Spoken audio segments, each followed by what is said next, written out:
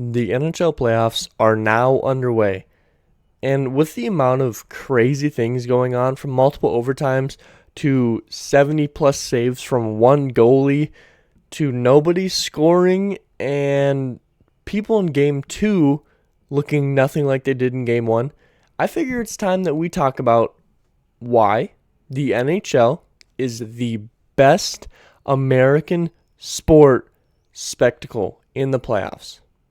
Now, I say American sport because who knows, maybe something like water polo is just way better. But the NHL playoffs is unlike anything else in American sports. And I'm going to tell you why it's so amazing. But if this is your first time on the channel, first off, thank you so much for tuning in. Go ahead and stay till the end because I've plenty of reasons and statistics that I think you will enjoy. Also, give me a like, give me a dislike, give me some criticism down below, and comment what your favorite playoff sport is. Whether that's basketball, baseball, football, hockey, anything, soccer, whatever it is. Go ahead and comment that down below. And as always, because it's very much appreciated to me, go ahead and hit subscribe because I have content like this daily coming out with great stats, deep dives, all that stuff. So go ahead and press the subscribe button because it's very, very much appreciated. But I'm not going to waste any more time. Let's go ahead and get into this. First, we should probably talk about how it works so we all got a grasp on it. So if you don't already know, but you do watch NBA, the playoffs are set up in the same way, but I prefer them a little bit better. So you have 8 teams from each side of the division, East and West Conference, and the 8 teams play each other until the end in the Stanley Cup Finals. There's 4 total rounds. Each round is a best of 7, so first of 4 wins. OT goes until someone wins, which means it's first to score, and that's it. There's no second chance for the other team, and it's the best against the best. And I think this is the one sport where that means the most, because you can be a lower seeded team and beat that upper seeded team, and it's not that big of a surprise to the fans because they understand how it works. And I feel like in other sports, it's like the 1 seed versus 8 seed. That's the 1 seed winning that one. Or I feel like that's the case even with like the 3 and the 6. Everyone's like, the 3's going to win it. It's pretty obvious. That's not a thing here. Not in hockey. Why? Is it so special? For one, it's really freaking unpredictable. Really unpredictable. And if you don't believe me on the whole 1 beating 8 or 8 beating 1, all that stuff, I got one stat for you. Since 1993, 10 times has the 8 seed beat the 1 seed in the first round. 10 times. That's just the 8 seed over the 1 seed. So think about all the upsets from the 7 to the 2 or the 6 to the 3. Now, I don't count 4 and 5 as an upset, but there's a lot of upsets going on. Also, all it takes is one. Not only one goal, but one player. A goalie. If your goalie is rolling on your team, one great goalie can beat an entire star-studded roster. And I mean that. It doesn't matter how much offensive power the other team has. If your goalie is on fire in a series, on fire in the playoffs, your team can win. And that's exciting. Where you have a quarterback in football and you're like, hey, we got to help this guy. But there's times where you don't have the best quarterback, but you still make it a Super Bowl. Sometimes you even win the Super Bowl without a great quarterback. There's other sports where basketball, there's really no one guy. And maybe that's the fun part, but in hockey, it's your goalie. If your goalie is a nobody, but he turns up in the playoffs, your team has a chance. And that's incredible. And speaking of nobodies become somebody. A 4th liner goes out and scores multiple goals in the playoffs in important games, and that's a household name for that team now. Truly nobodies can go crazy. And that's not just playoffs. That's hockey in general. I mean, think of the Zamboni driver who came in and won for the goalie. Think of just recently the guy who is blind in his left eye comes in as a backup goalie and wins it for him. I mean, what more can you ask for? What these stories that are coming out that are all truth is. I tweeted this on my Twitter. Go follow that if you don't already. It's down below. Or T Sports Advocate, capital TSA. These stories are something truly out of a movie, and it is incredible. It's incredible to think about, and I don't. It's crazy. Another thing, there's never-ending overtimes, and I mean never-ending overtimes. The highest overtime is 6 overtimes from the Red Wings way back when. But 6 overtimes. It goes until someone scores. There's no going to shootout in the playoffs. There's no, hey, I'm just going to kick a 40-yard field goal to put it in. There's no just random little, hey, everyone messed up. Here's a layup. There's no second chance. It just goes forever in overtime until someone scores. And when someone scores, it's over. You don't get that ball back. You don't get the puck back. You don't get a shootout attempt. It's just over. Not only that, but it really only takes one period. It only takes one period. Hold on, let me close my window. Give me 1 second, guys.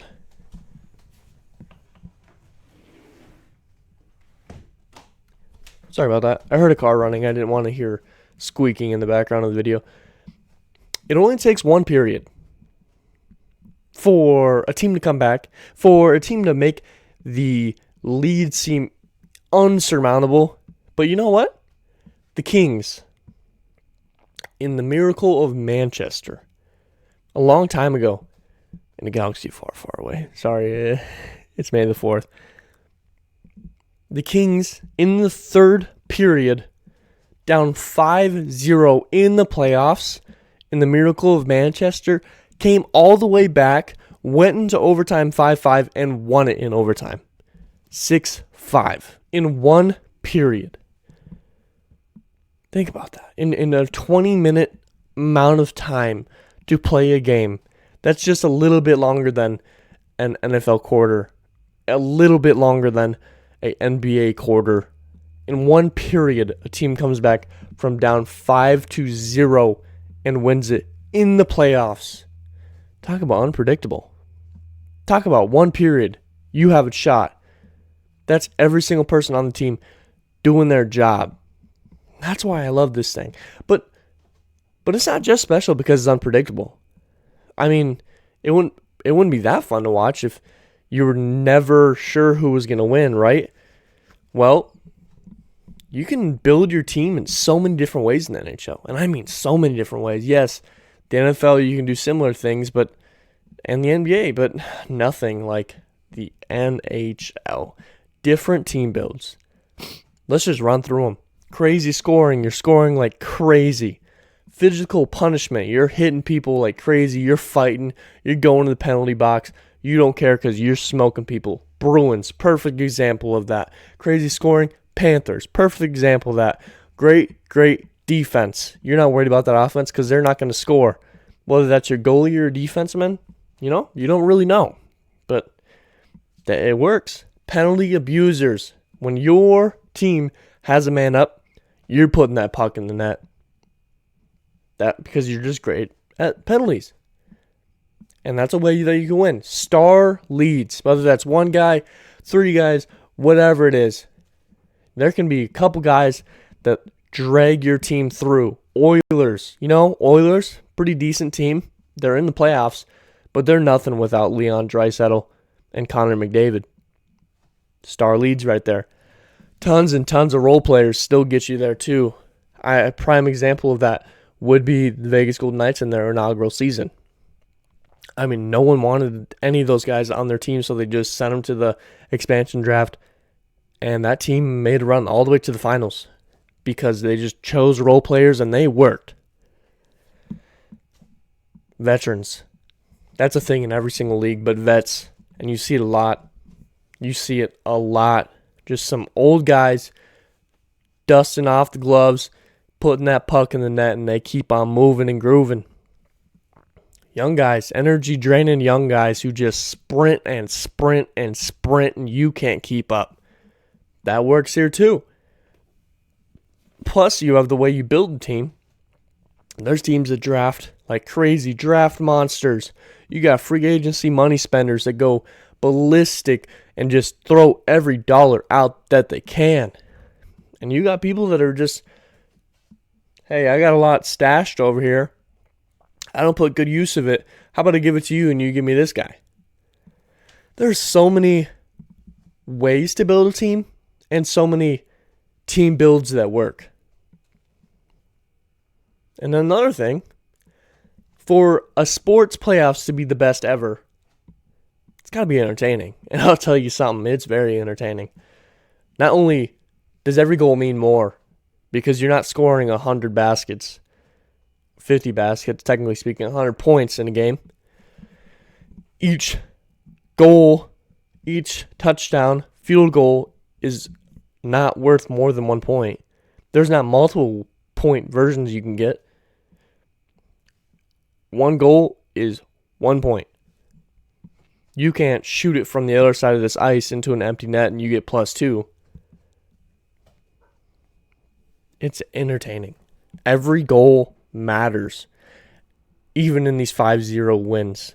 5-0 leads, I should say. A team can still come back, like I just brought up earlier. Big hits. Entertaining as heck. You ever seen a dude get the puck, have his head down, and just get walloped into the boards? I mean, just smoked. You can hear it. The glass shakes, and it's incredible. Sorry for that. I try to limit any cussing on here just because so anyone can watch. I caught myself halfway through it, but my apologies. Nonetheless, though, big hits are an incredible part of this, and the best thing about big hits is there's fights after. Lots of them. And that's fun to watch. Who doesn't love a little bit of fighting in the middle of the sport? I think other sports would do good with having that. And I mean, you just throw those gloves down and you're punching them until the helmet comes off, and then you're punching them until they hit the ice. Very enjoyable. Goal horns. You hear that goal horn, not only is it an amazing feeling knowing that it was your team, but that crowd erupts. It's crazy. The entertainment, speaking of entertainment, I didn't even write this. I wasn't even thinking about it. The announcers know how to call it. There's times where I'm listening to a Vegas game and I'm listening on the radio and I may be a little confused because I'm in the middle of something else, and the other team scores, even though that the speaker I'm listening to is the Vegas speaker. So they shouldn't be happy about the other team scoring. There's some times where they're describing it in such great detail, and then there's a score, and they're still like excited, that I'm like, wait, did we score or did the other team score? Because they're just so great. Where other sports is just like, oh, 80-yard touchdown. Oh my gosh, wow. But just screaming, bellowing at the top of your lungs on those announcers. Every single thing is described in such detail. You know what's happening without even... I mean, all you need to know is what an ice rink looks like in hockey, and you will know what's going on in that game. That's how great a detail they do it in. And lastly, the music. Goal music. Intermission music. Music in timeouts. Music during the game. Some sports do that. I think most sports do that, but there's nothing like music in hockey. I don't know if it's the sort of punk rock aesthetic of it or what it is, but it's so enjoyable hearing those songs kick in. And I mean, even in Chell, the game, you're not hearing music and all that stuff when you're playing, but in like Chell, they're like, hey, every time they score a goal, whatever, blares some music, because that's exactly what happens in real life, and it's so enjoyable. And I think one of the most important things outside of entertainment, which is why these guys are here, is the fans. This fan base, this sport, gives something to the fans that no other sport can. And I mean no other sport can. They interact heavily, players and fans. I mean, you go to the NBA, how many times does someone get kicked out for just speaking their opinion? Well, here in the NHL, you speak your opinion, the players are going to chirp back at you. And that's part of the game. The trash talk and all that is part of the game, and that's something that's loved by people. Not only about the fans, but let's talk about what the fans bring. Color coordination. Yeah, that sounds basic. But you look out and you see the all white or the all red. Certain teams do it. It's incredible. Or the Toronto Blues. Well, I guess you say St. Louis Blues because that's their name. But like the Toronto, all the Blues everywhere, the whole entire stadium, Red Wings all wearing red and all that. It's so nice. I've never seen any sport where all the fans, outside of soccer, but again, I said American sport, and I'm not a big soccer guy. I think hockey takes the best things from soccer and makes it a million times better. There's not many sports where every single fan just like together, even if they don't agree with each other's full opinions outside the sport. The second you walk in that rink, your opinion is the same as your fan right next to you. Chants. Every sport has it, but there's nothing like a hockey chant. The whole stadium is screaming at the top of their lungs. The fans start it themselves. They don't need a radio intercom to start it for them. It's great. And it goes from anything to cussing out the refs as a chant to cheering on the Zamboni driver to a goal. I mean, there's literally a song for the Zamboni driver. The guy who cleans the ice in intermissions. There's a song for him. What other sport has that? You don't see someone go mow the lawn at halftime for a football game and everyone's cheering them on. You don't see that. Incredible.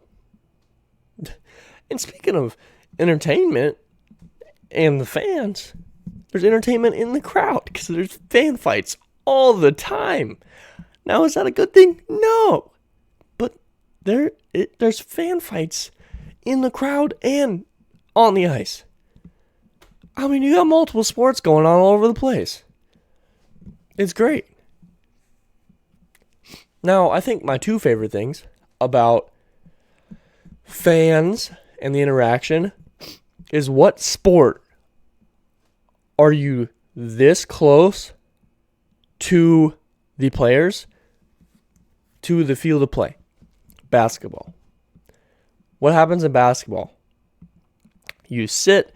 If you get in the way, security escorts you right away. If you talk too much trash, LeBron kicks you out.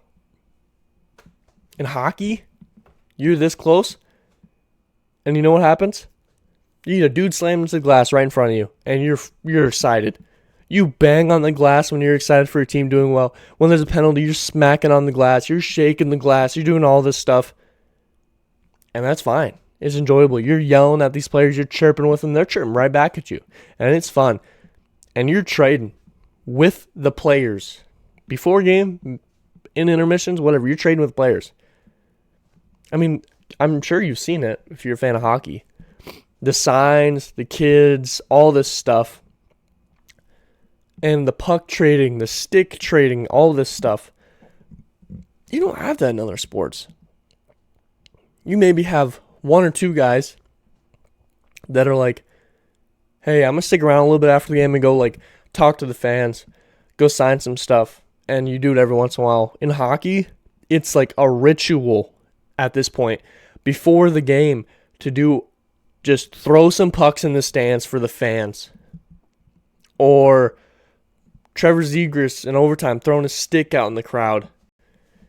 Or goalies giving their stick away. All this stuff. That's like normal. Imagine taking home a piece of game-used stuff because the player handed it to you. You didn't have to buy it. The player went, hey, take this. I want you to have this. Or your kid. A player comes up and they see your sign and it's like, hey, I'll give you some gum for a puck. And they just trade with you. Like, hey, I want this one. and then they throw the puck over. It's incredible. And, when I was talking about fan fights and having multiple sports at the same time, let's talk about why hockey's so different in multiple sports at the same time. You got ice skating, pretty obvious. You got boxing with the fighting in between. You got soccer point scoring, 1 point, incredible shots all over. You have lacrosse goals where you got Trevor Zegras scooping the puck, tucking in between. You got all this stuff. You got full court shots that find a way to sneak in there somehow. You have penalties. You got every type of sport just crammed into one, and it works. How often can you say that it works? That's great. That's incredible. Now I got 2 more points for you, and the last one was probably the best reason why I enjoy the sport so much, which is the end goal. But I got one more that is really important for hockey, but really important for the playoffs and making it different. Traditions and superstitions. There's so much superstitions. I don't know what it was with hockey people, but you got to do things the right way every time. Otherwise, it just ruins you. I don't know what it is. Sidney Crosby is the perfect prime example of this. But traditions, coaches wearing suits. Other places, you're wearing track suits and things like that. Coaches show up wearing full suits, like they're doing a business meeting. I think that's really fun. That's really fun. Coaches get to be flashy. They're getting paid good money. They get to dress like it. I think that's really fun. Another tradition, playoff beards. Everyone just grows their beard all playoff long, and they just let it go. I think that's really fun. I mean, that's a person thing. You don't see that in other sports where people are growing these huge, wrangly beards and all that stuff just because they're in the playoffs. Pregame rituals. Now, this is more of a superstition thing. Sidney Crosby, perfect example of this. Whatever Sidney Crosby does before a game, if they win or if he does good or he gets on a point streak, or he does that same thing every single game until they lose or until the point streak ends. It's incredible. There's a podcast called That's Hockey Talk, which is from the Pat McAfee show. Incredible show. I love watching it. Michael Rupp is on it, and he talks about, he used to be on the Penguins, game-winning goal in Game 7 of the Stanley Cup Playoffs. Yep. He's a great player, has an incredible story by himself. But he talks about Sidney Crosby a lot and some of the superstitions.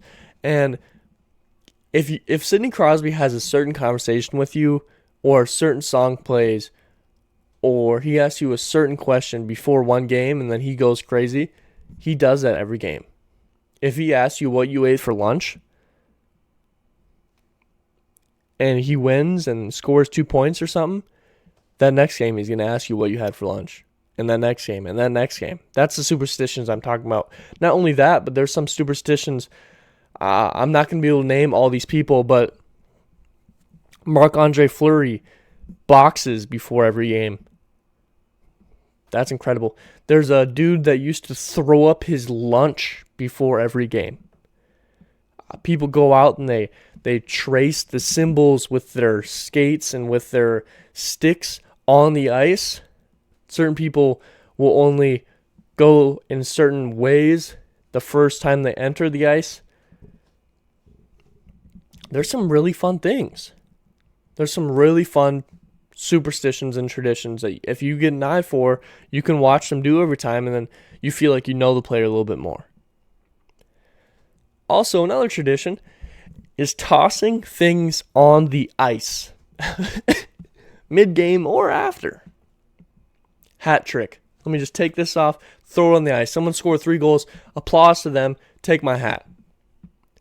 You got game-winning little gifts, you might call it. For Vegas, it's a flamingo. They throw a flamingo on the ice. A flamingo. They just throw it on the ice. And other places, there's more. There's donuts. People throw inflatable donuts out there. It's just fun. It's super fun. Lastly, the trophy.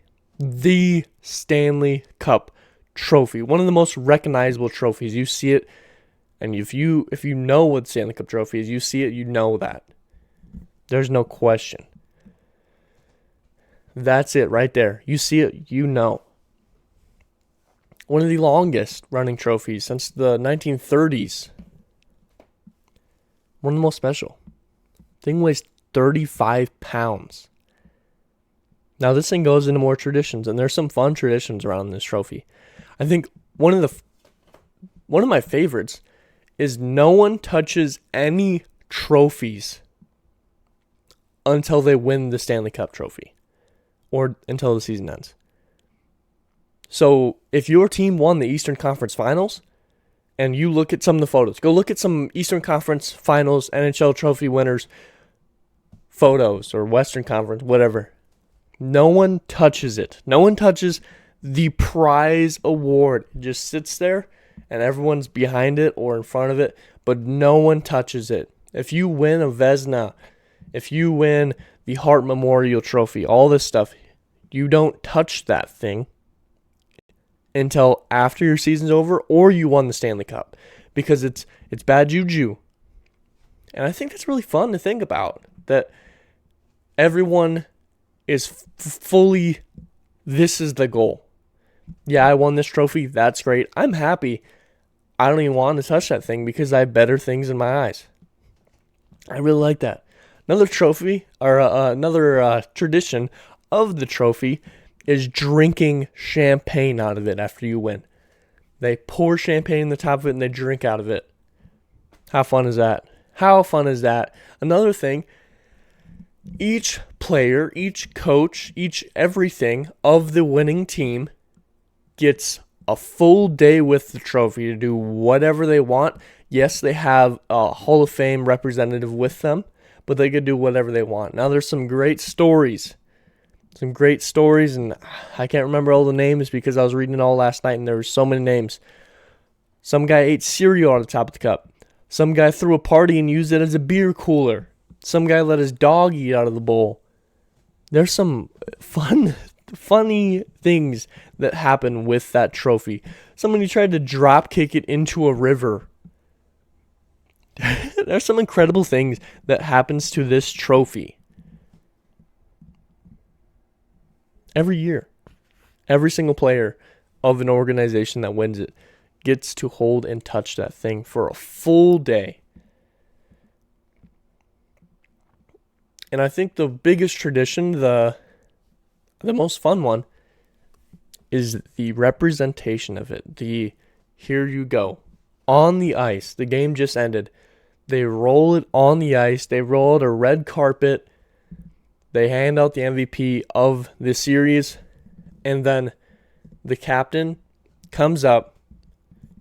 The first person to touch the cup comes up as the captain, grabs it, looks at it, hoists it above his head, and just skates around the ice, kissing it and all that stuff. And then he goes to whomever he wants and hands it to them. And they do the same thing. And it just keeps going and going and going. Everybody gets to touch that and have their moment in front of the crowd, in front of everybody, to celebrate and lift that 35-pound thing or hold it. I mean, there's been times where people hurt their shoulder in the series, popped the shoulder out of place, injured their hand, couldn't hit the puck right because they had a bad elbow, and they still lift that thing up because they know how special it is.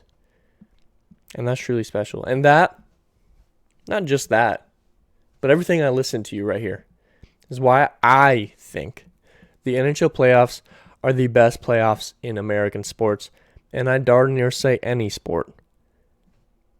The NHL playoffs are special for a lot of reasons. A lot of reasons. Unpredictability, diverse teams, traditions. The sport itself is different. The fans, the interaction, the entertainment. There's so much that goes into the sport and so much that goes into these playoffs, and it's so enjoyable to watch, and that's why I think everyone should be a fan of hockey. But If you're not, I understand. Maybe it's not your forte. But man, I wish you'd give it a shot. I wish your friends would. Hockey is truly special, and that comes from somebody that wasn't that big into hockey for a long time in my younger years because that wasn't an option for me where I grew up. My town was so small that wasn't a thing. It was basketball and football because those are easier to set up. It's special. But nonetheless, I hope you enjoyed this video.